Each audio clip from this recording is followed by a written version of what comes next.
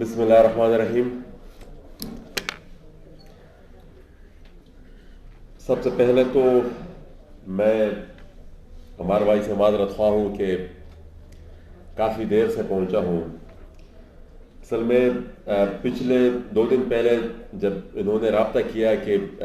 بک launching ہے اسلام آباد میں، تو آلریڈی ہمارا ٹرپ پلان تھا اور آج ہماری واپسی تھی وانا سے. تو میں کوشش تو کافی کی کہ جتنی جلدی پہنچ سکوں، لیکن پھر بھی راستہ کافی ہے اور وہاں پر ایک احتجاج پچھلے 7 دنوں سے جاری تھا، جس کی وجہ سے روڈ بھی بند تھے، وہاں پر پیٹرول اور ڈیزل بھی ختم تھا اور وہاں سے نکلتے ہوئے ظاہری بات ہے پھر ٹریفک جام بھی کافی تھا. تو میری خواہش تھی کہ میں ٹائم پر پہنچوں، لیکن بہرحال معذرت خواہ ہوں اس کے لیے. اسٹیج پر جتنے بھی مقررین اور یہاں پر اس حال میں جتنے بھی سامعین موجود ہیں، میں اس کتاب پر وہ کمنٹری تو شاید نہ کر سکوں جس طریقے سے حامد میر صاحب کو میں نے سنا، یار شاید مجھ سے پہلے، ان سے بھی پہلے اور مقررین نے، کیونکہ میں نے یہ کتاب پڑھی نہیں ہے. فی الحال مجھے شاید ریسیو ہو گئی ہو 1-2 دن پہلے، لیکن میں یہاں پہچان نہیں، چونکہ میں جنوبی وزیرستان میں تھا. تو ابھی میں نے فی الحال یہ پڑھنی ہے، اس کے بعد ہی شاید اس پر ہم صحیح تبصرہ کر سکیں. لیکن پھر بھی وہ جو 8 یا 7 تھیسس ہے، اس پر میں نے جاننے کی کوشش کی کہ اس کتاب میں لکھا کیا گیا ہے، اور وہ جو کرکس آپ نے پھر ہر ایک چیپٹر کے آخر میں نکالا ہے وہ مجھ تک پہنچ گیا تھا، اور اس پر میں تھوڑی سی نظر ڈالنے کی کوشش کروں گا. یہاں پر میرے خیال میں اس کتاب میں وہ سب کچھ موجود ہے جو اس ملک کے قیام کے بعد سے لے کر آج تک مختلف ادوار میں ہو رہا ہے اور جو آج کل ہم دیکھ رہے ہیں. اور بہترین طریقے سے ایک منظر کشی کی کوشش کی گئی ہے، اور ایک بہترین طریقے سے ہماری جو بنیادی بیماری ہے اس کی طرف نشاندہی کی گئی ہے، اور آخر میں پھر اس کا ایک حل بھی بتایا گیا ہے کہ اس کا ممکنہ حل بھی پھر کیا ہو سکتا ہے. یہاں پر بات ہوئی جنرل ڈائر صاحب کی، اور جنرل ڈائر پھر جو مختلف ادوار میں مختلف شکلوں میں یہاں پر بدلتا رہا ہے، اور جنرل ڈائر ابھی بھی زندہ ہے اور بڑے اپنا آپ کو مضبوط سمجھ رہا ہے. اور ہم پچھلے دنوں یہ جو گولڈن جوبلی تھی بنگال کی، اور وہ پھر بنگال کے کولیپس سے چند دن پہلے وہ جنرل نیازی کی جو بڑھکی تھی، اور جس طریقے سے وہ ایروگینٹلی اپنے موقف کا اظہار کر رہے تھے، میرے خیال میں آج بھی یہ جو جنرل ڈائر کی باقیات ہیں ان کا ٹون جنرل نیازی کے ٹون سے مختلف نہیں ہے. جو کچھ بھی ہو رہا ہو، جتنے بھی حالات خراب ہو، ان کی اکڑ نہیں نکلتی. اور جہاں تک بات ان کی ناراضگی کی ہے، میرے خیال میں میر صاحب وہ اتنے امیون ہو گئے ہیں اور اتنی حد تک ڈھیٹ ہو گئے ہیں کہ وہ شاید اب تقریروں سے ناراض ہونا یا تقریروں کا ان پر کچھ اثر ہونا، میرے خیال میں وہ ان سے بھی چند سٹیج آگے نکل گئے ہیں. اب کچھ اور ہی چیز دیکھنی پڑے گی ہی، کیونکہ وہ احتجاج یہاں پر ہم پارلیمنٹ میں جب ہوتے ہیں تو شاید ایسا کوئی دن ہو جب ہم یہاں پر نہ دیکھ رہے ہوں کہ کوئی نہ کوئی یہاں پر کبھی فیڈرل ملازمین ہوتے ہیں، کبھی وہ جو سیک ملازمین ہوتے ہیں، کبھی لیڈی ہیلتھ ورکرز، کبھی مختلف قسم کی. تو شاید یہ ایسا کوئی پچھلے دنوں بھی یہاں پر بھی ابھی میرے پاس آئے فاٹا کے اسٹوڈنٹس، ان کے جو میڈیکل اور انجینئرنگ کے سیٹس کا مسئلہ تھا. تو یہاں پر وہ ڈی چوک میں ان کا ایک گروپ بیٹھا ہوا تھا. میں جب آیا ان کے ساتھ تو انہوں نے مجھے کہا کہ آپ کیا چاہتے ہیں، ہم یہاں بیٹھے ہیں. میں نے کہا یہ مسئلہ ہم اس پہ لگے ہوئے ہیں، لیکن ان کا موقف تھا کہ آپ کیا سجیسٹ کرنا چاہتے ہیں کہ ہم یہاں پر بیٹھ جائیں یا واپس اپنے گھروں کو چلے جائیں. تو میں نے کہا کہ یہ آپ 10-12 بندے یہاں پر بیٹھے ہوئے ہیں، اتنی مہذب ہماری حکومت ہے نہیں کہ 10-12 بندوں کے احتجاج سے ان پر اتنا اثر پڑ جائے کہ وہ آئے اور یہاں پر آپ کے مسئلہ حل کرنے کے لیے، تو آپ جائیں، ہم مختلف فورمز پر آپ کے اس ایشو کو ایڈریس کرنے کی کوشش کرتے ہیں۔ یہ جو رول بائی فیئر ہے، یہ جو خوف کے ذریعے یہاں پر حکمرانی کرنے کی کوشش کی جاتی ہے، شروع میں جب سے ہم اسٹوڈنٹ تھے اور جب سے ہم پڑھ رہے تھے تو ہمیں یہ چیز ہمارے دماغ میں گھسانے کی کوشش کی جا رہی تھی کہ ہمارا سب سے بڑا دشمن ہے یہاں پر ہندوستان، اور ہندوستان ایک ہمارا دشمن ہے، اور ان کے لیے ہمیں آپ کو مضبوط کرنا ہوگا، اور ہر ایک چیز میں سیکیورٹی گھسا دی گئی تھی، چاہے ہم اسلامیات پڑھے، چاہے ہم معاشرت علوم پڑھے، چاہے ہم فزکس، کیمسٹری اور بایولوجی پڑھے، ہر ایک چیز میں وہ چیز گھسا دی گئی تھی کہ بھائی ہندوستان ہمارا دشمن ہے، اور اس کے لیے ہم نے اپنی فوج کے ساتھ کھڑا ہونا ہے، اور بچپن سے ہی ہمیں وہ ترانے اور وہ پریڈ وغیرہ وہ چیزیں ہمارے دماغوں میں ایک ذہنیت بنانے کی کوشش کی گئی۔ پھر جب وہ سٹیج گزر گیا پچھلے 20 سالوں میں وہ چیز بھی مصنوعی تھی، ملک بن گیا، ہندوستان ٹوٹ گیا، پاکستان الگ ملک ہے، ہندوستان الگ ملک ہے۔ تو یہ تو ایک حقیقت ہے کہ انسان ہر کچھ کر سکتا ہے، اپنے پڑوسی کو چینج نہیں کر سکتا۔ افغانستان نے بھی یہاں رہنا ہے، ہندوستان نے بھی یہاں رہنا ہے، چین نے بھی یہاں رہنا ہے، لیکن بہرحال حکمرانی جو کرنی تھی، خوف کے ذریعے معاشرے کو اور پوری قوم کو کنٹرول جو کرنا تھا، تو اس کے لیے اس پرسپشن کے بنانی وہ ضروری تھا۔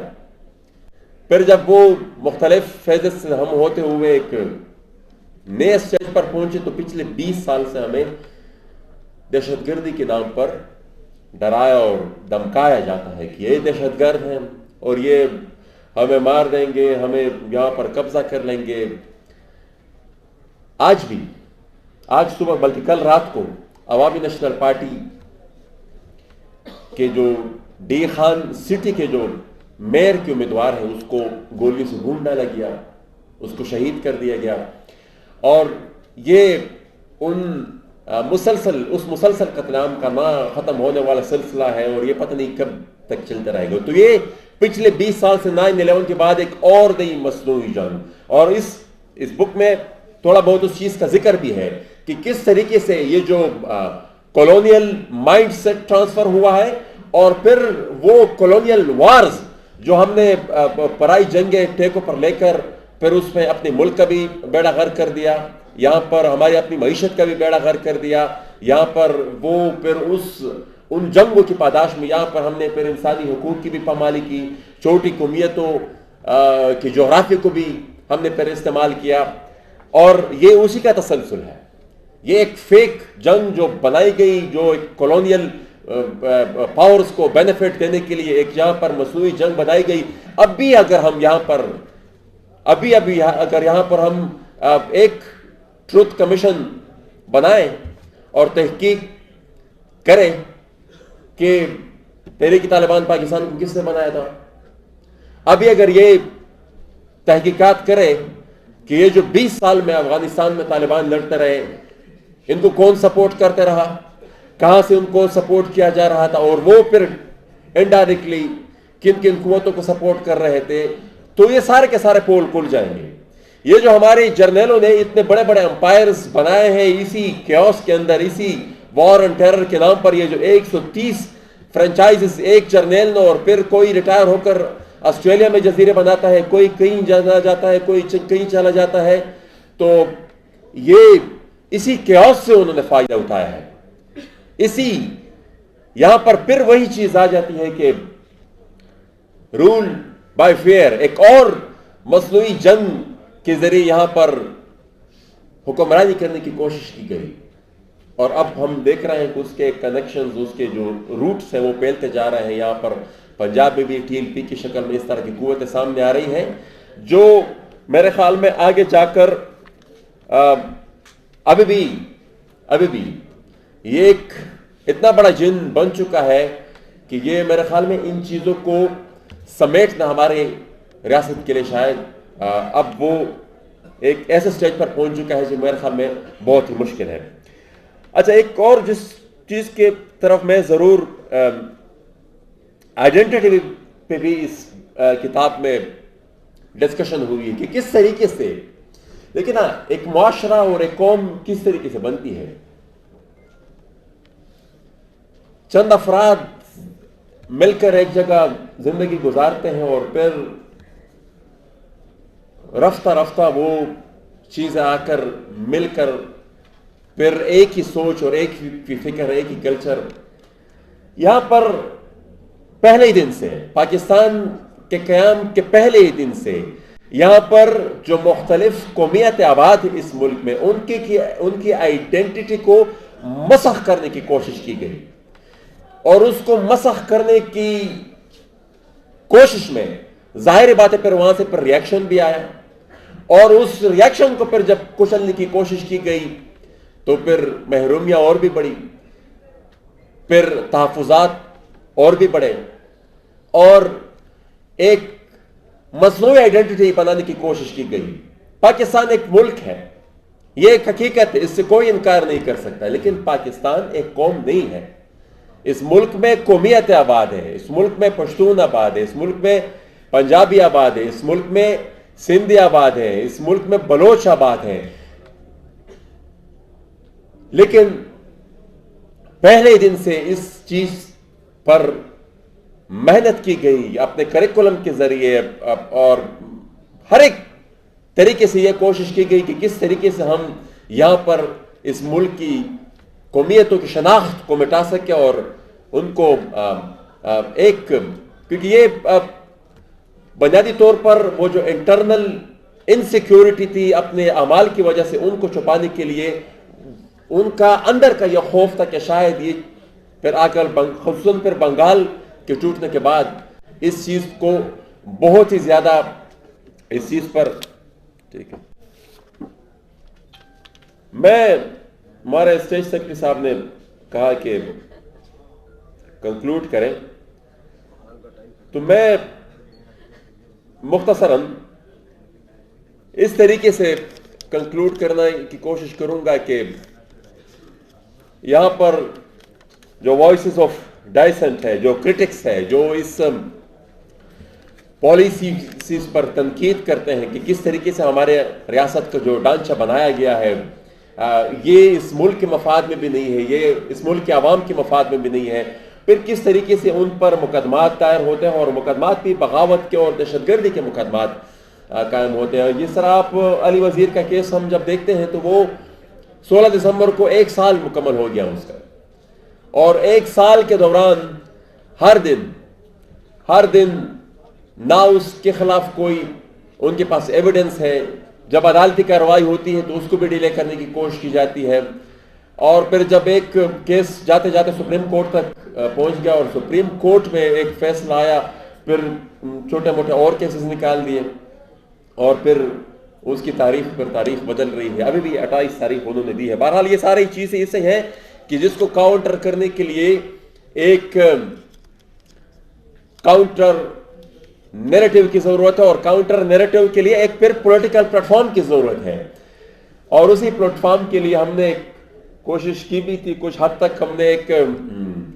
سفر بھی کیا تھا، اور امید ہے انشاءاللہ آگے بھی یہ سفر جاری رہے گا کہ ضروری نہیں ہے کہ مثال ایک جماعت بن کر انسان آگے سفر کرے. پہلے تو یہ ہونا چاہیے تھا. ہم نے ایک ٹرائی کی. بہرحال مسائل کچھ اس طرح ہیں، ہماری قومیتوں کے درمیان کانٹرڈکشنز کو اتنا بنا دیا گیا ہے کہ اب آپ دیکھ لیں ہمارے ہاں کوئی بھی نیشنل پارٹی اس وقت موجود نہیں ہوگی. اگر کوئی اپنے آپ کو کہتا بھی ہے تو حقیقت میں وہ نہیں ہے. ہر ایک پارٹی اپنے ایک صوبے تک محدود ہو کر رہ گئی ہے، اور یہ بھی ڈیلیبریٹلی یہ اس چیز کو، ان حالات کو اس طرف مولڈ کیا گیا ہے تاکہ ایک قومی سطح پر ایک ریزسٹنس موومنٹ قائم نہ ہو. تو ہم خیال قوتوں کو اکٹھا ہونا ہوگا، اور یہ جو رول بائی فیئر کا جو سفر ہے، اس سفر کا خاتمہ کرنا ہوگا، اور جو رول کر رہے ہیں اس فیئر کو جنہوں نے یوز کیا ہے پچھلے 70 سالوں میں، ان کے چہرے بھی آہستہ آہستہ وہ ایکسپوز ہو رہے ہیں. پہلے بھی ہوتا تھا, پولیٹیکل ایکٹیویزم کافی ہوئی ہے, لیکن میرے خیال میں وہ فورمز اویلیبل نہیں تھے جس پہ کھلا ان کے خلاف آواز اٹھتی تھی. اور بہرحال میں اس چیز کو پھر ٹائم کافی لگ جائے گا. میں ایک دفعہ پھر I am very much thankful to ہمارے علی جان کہ انہوں نے مجھے دعوت دی اس پروکار تقریب میں. اور انشاءاللہ جب کتاب پڑھیں گے تو اس کے بعد اس پر فی الحال تو ہم نے صرف اس کی جھلکیاں دیکھی ہیں, لیکن ظاہر بات ہے جو کچھ ہم سن رہے ہیں اور جو ان کی اپنی ایکٹیویزم ہے, جو ان کا اپنا ماضی میں جو پچھلے جب سے ہم ان کو جانتا ہے جو ان کا کردار رہا ہے, یقیناً ہی is a role model for the youth of Pakistan. بہت شکریہ.